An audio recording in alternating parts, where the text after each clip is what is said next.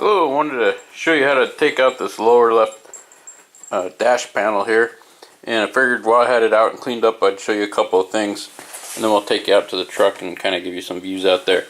But the very first thing you want to do is take these two screws out. This is where your let's see, it's your hood latch sits, and I actually took this all off and was struggling with this just to realize this is the very first thing you should do. You just take these screws out and you can just disconnect your hood latch, and I'll show you that out there.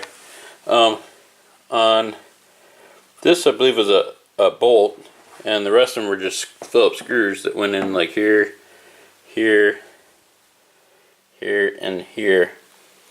And you know, this sits underneath your steering wheel right here. You'll see out in the car, and I believe that's where the ignition was, but I can't remember. We'll check it out when we're out there. Some things, this is this little plug there. It doesn't really do anything. If you ever needed to put something there, you just squeeze this tab and you can pop that out. On the back here, when you eventually get this off and you unscrew this, there's going to be, I think there was two things hooked up to this, but definitely you have your speakers. Let me show you that. Here's the speaker. It's normally bolted on something like that. Might have it upside down, I don't know.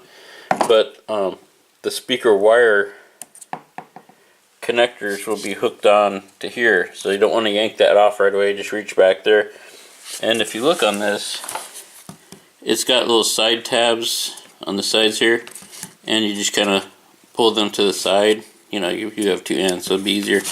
And then you just lift the plug off, and I'll show you the plug later, and then that'll clear the speaker. I think the only other thing connecting it was this wire here. So, and if you take my advice and unscrew this first, that'll come off a lot easier. The only other thing I want you to look out for is right here. I'm assuming that this is supposed to have a little metal clip-on tab there, and I'm assuming it's still in the vehicle. So if you go to put it back on, you might want to take that, put it on here. That way you can just push it in and it'll clip in. Other than that, it was pretty straightforward. And I'll just go out to the vehicle and show you some shots out there so you see what it looks like. Also, I highly recommend you get a little Ziploc bag and just write in on the bag, you know, like lower left panel. And as you take these screws out, just throw them all in that little bag. And then when it's time to put this back together, you'll know where everything is at. Another option is maybe put them back into the holes, but it'd be pretty easy to miss. I don't know, maybe not. If you put this in, there'll be a hole plugging up where you're supposed to go, so that's another option there. This just comes out with, there's just some Phillips screws holding this on. You just take those off. I put them, that's what I was talking about. I just put these back in here, so then I don't have to go around looking for them if they're not in the bag. I know that they're in place. So the thing you could do is you could do that, like put them on in the car. Anyways, let me go out to the car and or the truck, and we'll show you what it looks like out there. Okay, here's what it's looking like in the truck. Here's that speaker cable. Let's see. And it just kind of, I think it was sitting on, it just plugs in, kind of lays down on it. And there's little tabs on the side here that's that lock in part. Anyway, so this is where your speaker cable is going to be. Here's your brake cable. It does come out. See, here's the screws I was showing you on there.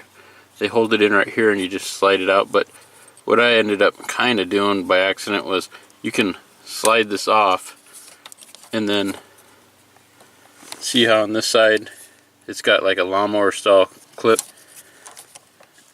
Let's see if I can get this one-handed. It's kind of caught there. There we go. Okay, so the reason why it came out is on this side there's a slot cut out of it. See, there's a slot cut out on one side. That's how I ended up having to get it out. And I don't think you'd have to mess with any of that if on here, let's see, I got this upside down. You know, all that would be on here. If you just took these screws out, I believe it would just slide out. It'd be a lot easier to do. So anyway, so that's your brake cable. And again, that goes here. This whole thing was sitting right here. And I just took those screws and stuff out that I was showing you.